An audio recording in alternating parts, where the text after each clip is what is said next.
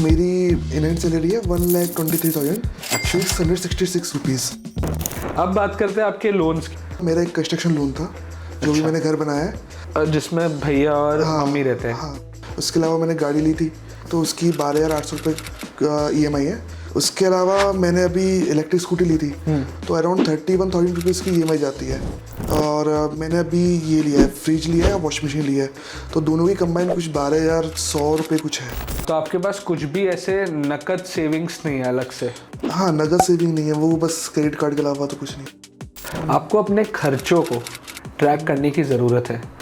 बच्चा मेरा अभी 5 महीने का है तो अभी वो कुआं पूजन का एक प्रोग्राम होता है, उसके लिए 1.5-2 लाख रुपए चाहिए।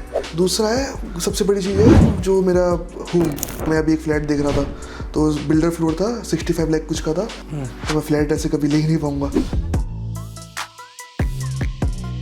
दोस्तों, फिक्स योर फाइनेंस के एक नए एपिसोड में आप सभी का स्वागत है। आज हमें फरीदाबाद में और मेरे साथ है सौरभ जी। सौरभ जी एक इंजीनियर है, इनसे बात करेंगे और इनकी पर्सनल फाइनेंसेस में मदद करने की मैं कोशिश करूंगा। Special thanks to True Basics for partnering for this video. Saurabh ji, Fix Your Finance में आपका स्वागत है। कैसे हो आप? बढ़िया भाई, thank you so much. Saurabh ji बताइए अपनी ज़िंदगी के बारे में। घर में मैं मैरिड हूँ, तो मेरी वाइफ और मेरा एक 5 महीने का बच्चा है। अच्छा। उसके अलावा मम्मी, मेरे भाई भाभी हैं, तो वो अभी अलग रहते हैं, मैं इधर रहता हूँ। और मैं प्रोफेशन से IT इंजीनियर हूँ और मैं IS डेवलपमेंट में काम करता हूँ। अच्छा, आपने कहा कि आपके मम्मी और आपके भाई अभी रिसेंटली अलग से रह रहे हैं। हाँ। तो कितना टाइम हुआ है उसे? अराउंड 1 मंथ और 20-25 डेज। अच्छा, 20-25 दिन हुए। 1 मंथ और 20-25 तो 2025 में आपके लिए काफ़ी नई नई चीज़ें हुए। आप एक पिता भी बने एंड आप फाइनली एक न्यूक्लियर सेटअप में शिफ्ट हो चुके हो। हाँ जी, राइट? बिल्कुल। चलिए स्टार्ट करते हैं हम सबसे पहले आपकी इनकम से। तो घर में कौन कौन कमाता है, कितनी है आपकी इनकम? तो अभी तो मैं ही अर्न कर रहा हूँ। तो मेरी इनहैंड सैलरी है 1,23,666 रुपीज़। अरे तो एकदम टू द टी आपने मुझे बताया। हाँ, और ये अभी चेंज हुआ है, सिर्फ 2 महीने पहले मेरी सैलरी थी 1,16,453 रुपीज़। ओके, तो आपको प्रमोशन मिला है कि आपने इंक्रीमेंट, जो ईयरली इंक्रीमेंट होता है वो इंक्रीमेंट हुआ है? ठीक है, तो अभी आपकी इनकम है 1,23,666 रुपए। ठीक है, एंड ये आपका है आफ्टर ऑल द डिडक्शंस। हाँ। क्या आपकी जो वाइफ है, क्या वो अर्न कर रही है अभी? तो मेरा बेबी होने से पहले वो अर्न कर रही थी। हाँ। तो अराउंड उसने 2 साल जॉब करी थी, तो उसके बाद फिर ये बेबी हो गया तो फिर जॉब अभी नहीं हो पॉसिबल है। ठीक है, आपकी जो कंपनी है सौरभ जी, उसमें क्या क्या बेनिफिट्स है, क्या क्या पर्क्स है? तो वही हेल्थ इंश्योरेंस मिलता है और ऑफिस जाओगे तो फूड मिलेगा। उसके अलावा PF मेरा डिडक्ट होता है। तो 2 चीज़ें होती हैं, एक तो वो कुछ मिनिमम वाला रहता है, एक वो 12% वाला रहता है। हाँ जी। तो वो 12% वाला मेरा चल रहा है। अच्छा, 1,800 रुपये वाला नहीं है, 12.5% ऑफ बेसिक पे। हाँ, वो है।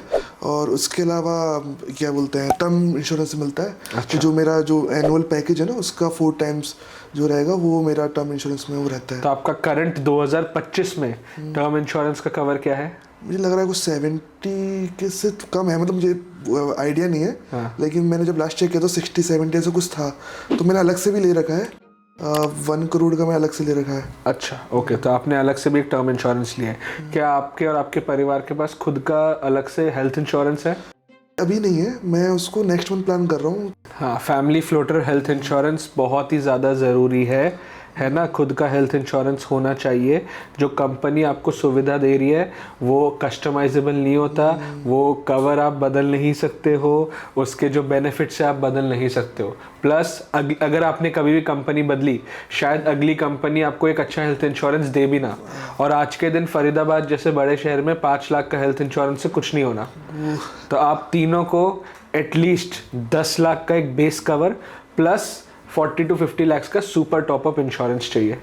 अच्छा। अगर आप ये करते हो तो 27 से 28 हज़ार रुपये में आपकी पूरी फैमिली को एक अच्छा हेल्थ इंश्योरेंस मिल जाएगा पर ईयर। अगर आपको अपने और अपनी पूरी फैमिली के लिए एक बेस्ट हेल्थ इंश्योरेंस चाहिए तो you can book a free 30-minute consultation with my team at fix your insurance. मैं आपको लिंक दे दूंगा, आप कॉल कर लो, आप अपना पॉलिसी समझ लो, आप अपने रिक्वायरमेंट समझ लो। उसके बाद अगर आपको किसी और से भी लेना हो, हमें कोई हर्ज नहीं है, बट ये नॉलेज बहुत ज़्यादा ज़रूरी है। ये बहुत हेल्पफुल हो जाएगा। तो ये तो हो गई आपकी इनकम की बात, ठीक है। Now let's look at your expenses. Okay, तो अभी जैसे शिफ्ट हुआ हूँ तो 12,000 रुपीज़ रेंट है, 1,000 रुपीज़ पार्किंग है, तो 30,000 रुपीज़ ये हो गए। मेड का है 1,500 रुपीज़। ओके, उसके अलावा मैंने अभी जैसे जो भी सामान हम लेके आए थे, जो अपना राशन समझ लो, एक ग्रॉसरी का जो सामान हो गया, तो वो एक अभी लेके आए थे, तो वो अभी चल रहा है, तो अभी पता नहीं है कितना लगेगा, लेकिन मैंने 5,000 रुपीज़ सोच के चल रहा था कि इतना लग सकता है ना। क्या आप लोग वेजिटेरियन हो? हाँ, वेजिटेरियन हो, ठीक है। वेजिटेरियन के लिए भी 5,000 शायद कम है, तो आप इसे 10,000 पकड़ के चलो।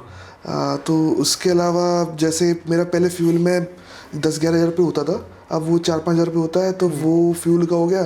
और क्यों पहले 10-11 हज़ार की होता था और अब 4-5 हज़ार की होगा? अभी मैंने 2 महीने पहले स्कूटी ली है, तो अब मेरा ज़्यादातर उसी से जाता हूँ मैं। पहले मेरी कार बहुत चल रही थी। क्या ये इलेक्ट्रिक स्कूटर है? हाँ, इलेक्ट्रिक स्कूटर है, ठीक है। उसके अलावा तो जैसे बेबी का मैं सोच के चल रहा हूँ 5,000 रुपये। पिछले 5 महीनों में आपके बेबी के कितने खर्चे हुए? अभी है ना, उसका मेडिकल में मेन ज़्यादा खर्चा होता था, बाकी वो डायपर्स वो सब में 3-4 हज़ार में हो जाता था, लेकिन विंटर्स भी आ गए तो कपड़े वगैरह लेने हैं, तो वो 5 से 10 के बीच में रहेगा। तो मैंने सब कुछ लगा के मैं सोचा कि 40,000 तक मेरा ये हो जाएगा। और भी तो खर्चे होते हैं, और इलेक्ट्रिसिटी हो गया, वो 700-800 रुपये होगा। मैंने जैसे अभी मेरा इस महीने 500 रुपीज़ आया था। हाँ। तो मैंने सोचा है गर्मियों भी होंगी तो मतलब एवरेज 1,500 के आसपास आ जाएगा, है ना। तो वो इलेक्ट्रिसिटी और पानी का भी कुछ होता है, तो वो कुछ 100-200 रुपये, वो ज़्यादा नहीं है। हाँ, इसके अलावा और क्या खर्चे? क्योंकि आपने 40,000 तो बोल दिया, बट 40,000 में तो सिर्फ और सिर्फ 3-4 खर्चे निकल रहे हैं। हाँ। तो क्या आपने कभी खुद बैठ के अपना बजटिंग किया है? वो मैंने अभी 2 महीने पहले किया था, जब रेंट पे शिफ्ट नहीं हुआ था। चलो 2 महीने पहले कितना था आपका खर्चा? 2 महीने पहले मेरा 20-25 हज़ार में हो जाता था, 20-25 क्योंकि मतलब ऐसा कोई, वो भी एक EMI जाती है उसको इंक्लूड करके। हाँ। क्योंकि बस मेरी गाड़ी का और मेरे खाने पीने का खर्चा था। हाँ। वाइफ भी घर पे ही थी, तो वो बाहर ऐसा कुछ जाते खाते नहीं थे, क्योंकि वो वैसे प्रेगनेंट थी, तो हम कुछ इतना रहता ही नहीं था, तो 25,000 मैक्स होता था। हाँ। उसके अलावा बस गाड़ी की EMI और SIP, बस वही चल रही थी। मुझे ये लगता है कि 2 महीने पहले अगर आपके जो खर्चे हैं वो 20-25 हज़ार थे, without any rent, any responsibilities, तो आज के दिन में 50 हज़ार तो होंगे ही। हाँ। तो फर्स्ट स्टेप, ये आपके लाइफ का बहुत बड़ा चेंज है कि आप खुद से अलग से रह रहे हो। आपको अपने खर्चों को ट्रैक करने की ज़रूरत है, ताकि आपको महीने के एंड में पता चले कि आप कितना खर्च कर रहे हो। आप अभी 40,000 बोल रहे हो, मैं आपको गारंटी दे सकता हूँ 6 महीने बाद आप बोलोगे 40,000 में कुछ नहीं हो रहा है, क्योंकि अभी 35,000 तो सिर्फ फिक्स्ड है। ये है, लेकिन अभी ना मेन ये शिफ्ट आया, जैसे पहले ना मेरा बाहर बहुत रहता था खाने पीने का, अब वो एकदम से ड्रॉप हुआ है, क्योंकि मतलब हेल्थ को कंसर्न समझ लो, या फिर अब थोड़ा सा एक्सपेंसेस बढ़ गए हैं। तो पहले मेरा बाहर खाने पीने का अब महीने से 10-11 हज़ार रुपये होता था, अब वो मैंने बिल्कुल छोड़ दिया। मैं बाहर का ऐसा कुछ खाता ही नहीं हूँ, जो घर पे बनता है वही मेरा मेन रहता है। आज के दिन आप हेल्थ में कितना खर्च करते हो? मतलब जिम जाना, हेल्दी फूड खाना, सप्लीमेंट्स खाना, उस पर कुछ खर्चा हो रहा है? सप्लीमेंट्स पे कोई नहीं, जिम भी मैंने मेंबरशिप ली थी, तो वो मुझे कुछ 12,000 रुपये की पड़ी थी 12 महीने की, तो वो 1,000 रुपये बस उसका, उसके अलावा तो कुछ ऐसा है नहीं। हाँ, अभी आप 30 के हो, 30 तक ना हमारी जो बॉडी होती है वो बहुत फॉरगिविंग होती है। मैं भी 28 का ही हूँ, ठीक है, बट अब आप पापा भी बन चुके हो, तो अभी आपको अपने हेल्थ को बहुत ज़्यादा प्रायोरिटी बना के रखना है। आपको अच्छा खाना खाना है, आपको वेट लिफ्टिंग वगैरह भी करनी है, ताकि यू आर ऑलवेज रेडी कि बच्चों के साथ खेल पाओ, बच्चों के साथ दौड़ कूद कर पाए। एंड इसीलिए आपको रेगुलरली अपना जो खाना पीना है उसमें प्रोटीन इंटेक बढ़ाने की बहुत ज़्यादा ज़रूरी है। मैं खुद बताता हूँ, अपना एक्सपीरियंस बताता हूँ। 3 साल पहले मैं फुग्गा था ठीक है, कुछ खाना पीना कंट्रोल नहीं था, कुछ मैक्रोज वैक्रोज देखता नहीं था, बट अब मैं जिम विम जाता हूँ। 2 साल से मेरी फिटनेस जर्नी भी चल रही है, एंड उसका सबसे बड़ा चेंज ये था कि मैंने अपना प्रोटीन इंटेक बढ़ा दिया, और मैंने अपना टोटल जो कैलोरी था ना उसे कम कर दिया। तो आपको भी ये ध्यान देने की ज़रूरत है। मैंने जब अपनी हेल्थ की जर्नी शुरू की, जब मैंने सीरियसली लिया, तो मैंने ये ट्रू बेसिक्स का प्रोटीन सप्लीमेंट को अपना लाइफ का पार्ट बनाया, और ये जो पैक है वो अब आपका है। Thank you so much, thank you so much.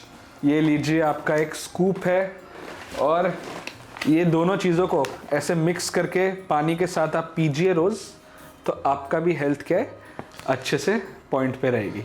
ये जो ट्रू बेसिक्स का प्रोटीन है ना Saurabh ji, it is very clean, it is lab tested and they use no artificial sweeteners और fillers, nothing that messes with your metabolism as you age, just pure nutrition your body actually needs। ये देखिए इसमें सारी चीजें लिखी हुई है, तो ये आपके लिए so that you know longer procrastinate and start your health journey with true basics today itself. True basics देखो और अपनी हेल्थ जर्नी को सीरियसली लेना शुरू करो, ठीक है। ये तो एक छोटा सा गिफ्ट था, बट आपको अपने हेल्थ पे ध्यान देना है। तो इसके वजह से मैं बोल रहा हूँ कि महीने का 50,000 तो आपको खर्चा होगा ही। चलो, तो बजटिंग करनी है आपको। हाँ, तो ये तो हो गए आपके एक्सपेंसेस, है ना, जिसका आइडिया आपको 3 महीने बाद ही आएगा। हाँ। अब बात करते हैं आपके लोन्स की। आपने कहा कि आपने एक इलेक्ट्रिक स्कूटर लिया है। हाँ, तो जैसे सबसे पहले जो लोन था मेरा एक कंस्ट्रक्शन लोन था, जो भी मैंने घर बनाया है। ये कौन से घर की बात कर रहे हो आप? जिसमें मैं पहले रहता था, जिसमें भैया और मम्मी रहते हैं। हाँ। भैया है कि भाई है? भाई, बड़ा भाई है। बड़ा भाई, ओके। हाँ, हाँ, तो वो रहते हैं, तो वहाँ पे मतलब अराउंड 28 लाख के आसपास लगे थे। तो इसमें 10 लाख का लोन था, लेकिन आवास की योजना कुछ रहती है, उसमें 2.5 लाख रुपए बस वापस आ गए थे। तो एक तो उसकी 7,500 रुपये कुछ EMI जाती है। उसके अलावा मैंने गाड़ी ली थी, तो i10 नियोस मेरे पास कार है, तो उसकी 12,800 रुपये EMI है। तो वो 7 साल की EMI थी, अभी उसमें कुछ 4 साल 10 महीने बच रहे हैं, ठीक है ना। उसके अलावा मैंने अभी इलेक्ट्रिक स्कूटी ली थी, तो वो 6 मंथ की EMI थी। अच्छा। तो डिस्काउंट चल रहा था, तो मैंने फिर वो कार्ड से कर दिया था, तो अराउंड 31,000 रुपीज़ की EMI जाती है। और मैंने अभी ये लिया है, फ्रिज लिया है और वॉशिंग मशीन लिया है, तो दोनों की कंबाइन कुछ 12,100 रुपये कुछ है। पहला जो लोन है वो आपका जो घर बना है, कंस्ट्रक्शन लोन, ठीक है। उसमें जो लैंड था, वो लैंड पहले से खरीदा हुआ था? हाँ, वो पहले से था। अब उस लैंड पे आपने स्ट्रक्चर बनाने के लिए 28 लाख रुपए खर्च किए। हाँ। क्या वो 28 लाख पूरे आपने खर्च किए कि आपने और आपके बड़े भैया दोनों ने मिलके किया? वो पूरा मेरा ही था, क्योंकि मैं क्या उस टाइम पे कोविड चल रहा था। हाँ। और मैं 2 जॉब करता था, तो मेरी इनकम सही थी। हाँ। कितना कमाते थे दोनों नौकरियां मिलकर? मतलब मुझे उस टाइम पे 1.5 साल का एक्सपीरियंस था, तो अभी मतलब मुझे अराउंड 70-80,000 रुपीज़ आते थे हाथ में, दोनों जॉब्स मिला के? दोनों जॉब्स मिला के। तो जब से फिर मेरा 2 जॉब ही चल रही थी, मतलब काफ़ी टाइम तक चली थी, तो वो पूरा घर वर सब उसी से हो गया था। मैनेज कैसे करते थे 2 जॉब्स? अब वो मैनेज करना थोड़ा डिफिकल्ट हो रहा था, कि जैसे मतलब दिन में तो घर के काम देखना होता था, फिर शाम को मैं 8-9 बजे तक आता था, तो 8 से लेके 12-1 बजे तक वो जॉब वॉब का देखता था, फिर सुबह वही 6-7 बजे जग के अपना वो काम वाम देखना बाकी का। अच्छा। तो कितने साल किया आपने 2 नौकरियां? ये अब देखो, मुझे टोटल 6 साल का एक्सपीरियंस हो गया है, तो आप समझ लो उसमें से 4.5 साल मैंने 2 करी होंगी। अभी बंद हुआ है, अभी लास्ट भी मैं कर रहा था, कुछ अभी जून जुलाई तक कर रहा था, तो वो अभी बंद हुआ है। जब से पिताजी बने हो तब से टाइम थोड़ा कम रहा है। हाँ। अभी जो 1,23,000 रुपए 666 रुपए की आपकी सैलरी है, वो एक कंपनी से कि 2 कंपनी से? नहीं, वो एक कंपनी से। हाँ। उसके अलावा एक छोटी सी इनकम और है, जैसे मेरे पास कुछ पैसे जमा हो गए थे, तो मेरे एक फ्रेंड है, वो जैसे पैसे देता है ब्याज पे, तो उसको मैंने 2% पे, और किसी और भी फ्रेंड से किसी को 3% महीने के हिसाब से कुछ पैसे दे रखे हैं अमाउंट, तो उससे अराउंड 15,750 रुपये आते हैं। ठीक है, मतलब आपने करीब 7.5 लाख रुपए उनको दिए अपने दोस्तों को, और उससे 2% पर मंथ की आप इनकम कमा रहे हो। हाँ, 2 और कहीं 3, मतलब 2 चल रहे हैं। लास्ट में आप हो तो राजस्थान के, इंटरेस्ट इनकम तो आपके लिए इम्पोर्टेंट है ही। बढ़िया। तो आपकी इनकम हो गई 1,38,000 रुपए। हाँ। तो total loan amount as of December 2025 is close to 60,000। हाँ, इतना है, 60,000 है। एंड अप्रैल में 2026 तक आपका टोटल EMI अमाउंट बन के रहेगा करीब 16,000। 9,000 कार लोन और 7,000 कंस्ट्रक्शन लोन, है ना। बाकी अमाउंट आपका पूरा फ्री। हाँ, फ्री हो जाएगा। तो 50,000 आपके हो गए टोटल एक्सपेंसेस, और करंटली 60,000 आपकी EMI है, तो आपके पास 30-40,000 रुपये बचते होंगे अभी महीने के। तो वो भी कैसे, मतलब अभी अभी इन्वेस्टमेंट बता देता हूँ मैं आपको। जैसे मैं SIP कर रहा हूँ, तो वो 25,000 चल रही थी, तो 15% सेटअप कर रखा था, तो वो कुछ 28-29 ऐसे कुछ हो गई है, तो वो हर महीने जा रहे हैं मेरे अभी। तो उसके बाद फिर मुझे लग रहा है 5-10 हज़ार भी बचते हैं मेरे हाथ में जो है अभी। तो आपके हर महीने 10-15 हज़ार ही बचते हैं। 3 महीने पहले कितने बचते थे हर महीने एंड में? अच्छा, तो उससे पहले क्या था कि मैंने 42,000 रुपीज़ की वो कर रखी थी RD। हाँ। और 5,000 रुपीज़ मैं गोल्ड में देता था। हाँ। वो एक स्कीम रहती है, तो जैसे 5-5 हज़ार रुपये आप 9 महीने तक दोगे, 10 महीना फ्री, 10 महीना फ्री हो, 11 मंथ में आप गोल्ड ले सकते हो। तो वो मैंने गोल्ड ले लिया था, है ना। और ये चल रहा और था। एक गोल्ड में क्या लेते थे आप? सिक्के लेते थे, कुछ बनवाते थे? नहीं, जैसे अभी दिसंबर आया, वाइफ का बर्थडे आया तो वाइफ को गिफ्ट कर दिया, एनिवर्सरी आएगी तो एनिवर्सरी वापस गोल्ड ले लूंगा। सही बात। तो इस तरह से वो थोड़ा थोड़ा करके ले रहा हूँ। ठीक है। और अब आप तो पिताजी भी बन गए हो, तो ट्राई करो हर महीने या हर साल एक 10-15 ग्राम जितना जुटा के रखो, ताकि जब बड़े हो जाए तो शादी के टाइम पे लेना ना पड़े। तो आप 42,000 आरडी करते थे, तो वो 42,000 जो आप आरडी किए हो इतने टाइम से, वो पैसा अभी कहाँ है? दो जगह आरडी थी, तो 2,51,000 रुपीज़ तो मैंने ब्याज पे दे दिया। हाँ। और 2,51,000 रुपीज़ मैं आरडी में डाल दिया था, सॉरी इसमें ओडी में डाल दिया था। लेकिन अभी जैसे खर्चे बढ़ गए थे तो उसमें थोड़ा थोड़ा अमाउंट निकला था, तो अब उसमें 170 बचे हैं, वो थोड़ा सा अमाउंट निकल के और ये सब खर्च हो गया। तो आपके पास कुछ भी ऐसे नकद सेविंग्स नहीं है अलग से? हाँ, नगद सेविंग नहीं है, वो बस क्रेडिट कार्ड के अलावा तो कुछ नहीं है। क्रेडिट कार्ड है। तो आपको आपके जो मंथली खर्चे हैं वो करीब 50,000 होंगे, 45 से 50,000 होंगे, राइट? आपको 3 लाख रुपए जितने का एक सेफ्टी नेट बहुत ज़्यादा ज़रूरी है, कि कल जाके अगर मान लो कोई घर में कोई ऐसे आपदा आ गई, कोई ऐसा खर्चा आ गया जिसके लिए आप प्रिपेयर्ड नहीं हो, तो आपको उसके लिए अपना ओडी से पैसा नहीं निकालना पड़े या क्रेडिट कार्ड स्वाइप ना करना पड़े।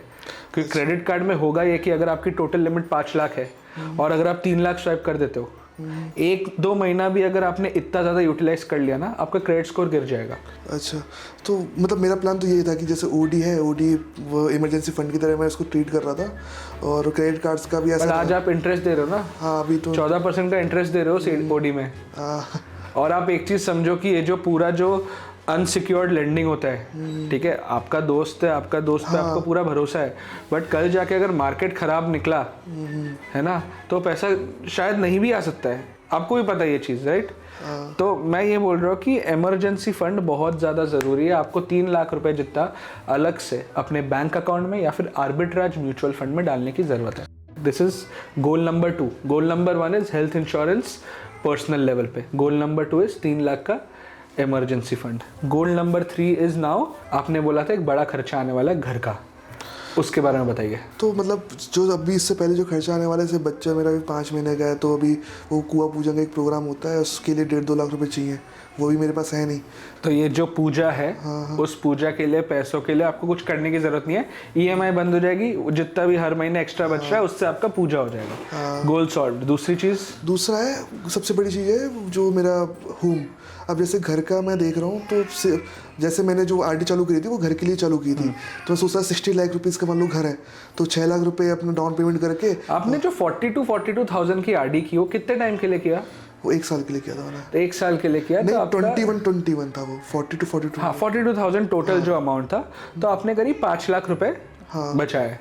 वो 5 लाख में से ओडी में जा रहा है और लेंडिंग में जा रहा है, ठीक है, कंटिन्यू। म्यूचुअल फंड्स में कितने पैसे आपके पास?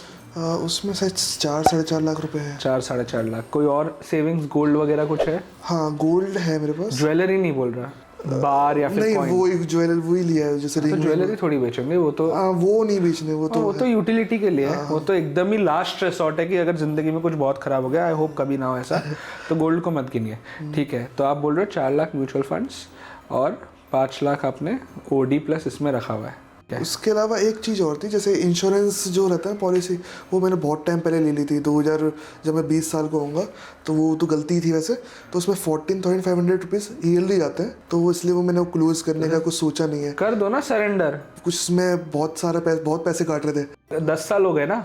हाँ, ज़्यादा ही हो गए होंगे। 10 साल से ज़्यादा हो गए ना आपको? अगर 5 या 6 साल से ज़्यादा हो जाता है ना, तो ज़्यादातर केस में, ज़्यादातर पॉलिसीज़ में आपको 100% ऑफ द सरेंडर वैल्यू मिलता है। मतलब जितना भी अमाउंट आपने डाला है, और बोनस तो आई एम गेसिंग अभी तक आ नहीं रहे होंगे, जितना अमाउंट आपने डाला है वो अमाउंट आपको पूरा मिल जाएगा। अब उसमें पता नहीं क्या हो रहा है, मैं तो बस डालता हूँ वो निकाला वो पैसा करीब 1.5-2 लाख रुपए होंगे, वो 1.5-2 लाख रुपए आपके इमरजेंसी फंड में आ जाएंगे। ये LIC पॉलिसीज में इन्वेस्ट करके सिर्फ और सिर्फ एजेंट के फायदे हो रहे हैं, ये चीज़ याद रखना, है ना। मेरे पिताजी ने बहुत पैसे गंवाए हैं। मैं ये सब जो इतना इंश्योरेंस का बात करता हूँ, ये ख़राब इंश्योरेंस प्लान्स के बारे में इसलिए बताता हूँ क्योंकि मेरे आसपास इतने सारे लोगों के इतने सारे पैसे फंस रहे हैं। प्लीज़, अगर आपके पास कोई ऐसी पॉलिसी है जो 5-7 साल से ज़्यादा पुरानी है, तो उसे सरेंडर करो और वो पैसा अपने पास लाओ, उसे एफडी में डालो या कोई बैंक अकाउंट में डालो या फिर म्यूचुअल फंड में डालो, बट उन पॉलिसीज़ में मत रखना। अब हाँ बताइए, आप घर के बारे में बताइए। अब घर का मैं ऐसे प्लान कर रहा था कि चलो मान लो 60 लाख का है, 6% डाउन पेमेंट, मतलब 6 लाख डाउन पेमेंट कर दी, 90% पे लोन करवा देंगे, हो जाएगा सब सेटलमेंट। लेकिन अब जब मार्केट में निकला हूँ तो 15-20 लाख रुपये मुझे क्या लग रहा है कम से कम देने पड़ेंगे। जैसे मैं अभी एक फ्लैट देख रहा था तो बिल्डर फ्लोर था, 65 लाख कुछ का था, तो 7.5 लाख रुपये उनको अभी देने, 7.5 लाख रुपये उनको 1 महीने बाद देने, फिर उसके बाद कुछ और अमाउंट है, कुछ अराउंड 10% उनको वापस देना है, उसके बाद वो लोन होगा। तो वो चीज़ें हैं। अब ये 15-20 लाख रुपए इकट्ठे करने जाऊंगा जब तक वो फ्लैट और महंगे हो जाएंगे, तो मैं फ्लैट ऐसे कभी ले ही नहीं पाऊंगा। उसके लिए एक ही तरीका है भाई कि आपको अगले 1.5-2 साल ज़्यादा से ज़्यादा अमाउंट की रिकरिंग डिपॉजिट करनी है कि 50-60 हज़ार रुपये हर महीने आप रिकरिंग डिपॉजिट कर रहे हो। अगर वो करने के लिए आपको अपनी SIP बंद करनी पड़े तो आपको अपनी SIP भी बंद करनी पड़ेगी। अच्छा, वो SIP का मैं इसलिए बंद करने की सोचता हूँ कि मेरा प्लान ये है कि मैं 10-11 साल बाद अपने रिटायरमेंट पे हो जाऊँ शिफ्ट। जैसे मान लो मैंने जो कैलकुलेशन की थी तो 10-11 साल बाद वो 1 करोड़ रुपये कुछ हो जाएंगे, है ना। उसमें से अगर मैं 50-60 हज़ार रुपये निकालूंगा और कुछ मेरी सैलरी भी आती रहेगी तो फिर मैं अपने हिसाब से अपने लाइफ ले सकता हूँ। बात एकदम सही है, बट अभी आप वो एक लॉन्ग टर्म गोल है और वो गोल काफ़ी अच्छा है और SIP बंद करना is not even recommended. But अगर आपको 1-1.5 साल में 15 लाख रुपए जुटाने हैं तो आप कहाँ से करोगे? आपको हर महीने ज़्यादा से ज़्यादा अमाउंट सेव ही करना पड़ेगा ना। जैसे मान लो आपने 50 हज़ार के खर्चे नहीं, आपने कंट्रोल करके 42 या फिर 45 हज़ार में अपने खर्चे निकाल लिए, ठीक है। उस खर्चे के बाद अगर आपकी EMI का अमाउंट है 17 हज़ार तो 62,000 खर्चा हो गया। 62,000 के बाद मान लो आप SIP करते हो 29,000 की, 29,000 की 62 + 29 91,000, 91,000 आपका total loan plus SIP plus expense हो गया। इसके बाद आपके पास बचते कितने? 35 हज़ार रुपये। 35 राइट? नहीं 48 हो गया ना, 91 1,26,000 वो भी है ना इंटरेस्ट। हाँ, तो आपके पास 47,000 हो गया। वो 47,000 अगर आप हर महीने बचाते हो, ठीक है, तो 2 साल में आपके पास करीब 13-14 लाख रुपए बनेंगे। हाँ, तो वही मैं थोड़ा सा ऐसे प्लान कर रहा था। बट उसके बदले अगर आप अपनी SIP को 29,000 से 19,000 कर दो तो आप 60,000 रुपए की RD कर पाओगे। अगर आप 7,000 की RD करोगे तो आपके पास 2 साल में करीब 16 लाख रुपए जितने हो जाएंगे। 16 lakh is enough for the down payment का गोल। हाँ मतलब वही 15 से 20 के बीच का टारगेट है, तो वो उतने हो जाएंगे। तो आपको RD करनी पड़ेगी। और ऑप्शन क्या है आपके पास? हाँ मतलब वही ऑप्शन है। SIP मुझे थोड़ा मतलब रोक के SIP कंट्रोल करो, लोन्स तो आपके कंट्रोल ही है, और एक्सपेंसेस कंट्रोल करो, बाकी का अमाउंट बचाओ। और म्यूचुअल फंड में मत बचाओ क्योंकि आपको 1-1.5 साल में पैसे चाहिए, उसमें आप वॉलेटिलिटी अफोर्ड नहीं कर सकते हो। RD रखो या फिर जो हाई इंटरेस्ट सेविंग्स अकाउंट की बात की आपने, उस पे करो। मतलब मैंने ये दो चीज़ें प्लान कर रखी थी। तो जैसे मान लो या तो मैं बिल्डर फ्लोर लूँ या फिर मुझे कहीं लैंड मिल जाए जो 30 लाख के आसपास ही होगी, तो उसके लिए मैं कुछ 15-20 लाख का पर्सनल लोन ले लूँ और 10 लाख रुपए अपने मेरे पास जो अमाउंट है वो वापस लेके। और पर्सनल लोन क्यों?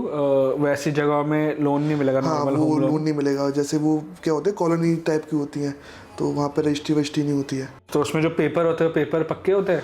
हाँ मतलब वो ऐसे कोई भरोसे पे? हाँ भरोसे पे। भरोसे पे? अब भरोसे पे आप पर्सनल लोन ले रहे हो, मत करो। उससे अच्छा आप अच्छे से अच्छा बिल्डर फ्लोर लो जहाँ पे पेपर वेपर पक्के हो, जहाँ पे SBI वाले आपको होम लोन दे पाए।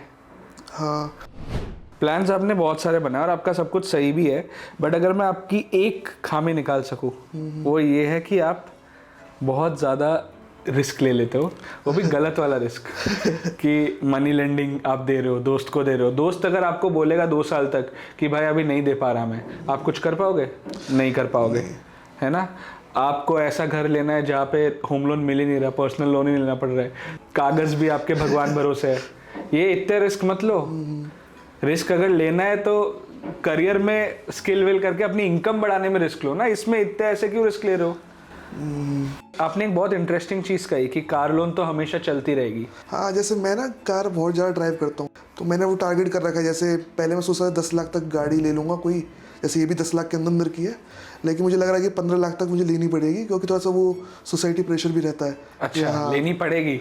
मुझे लगा कि आप कोई टेक्नोलॉजी की बात कर रहे हो, फिर आपने बोला कि सोसाइटी का प्रेशर है।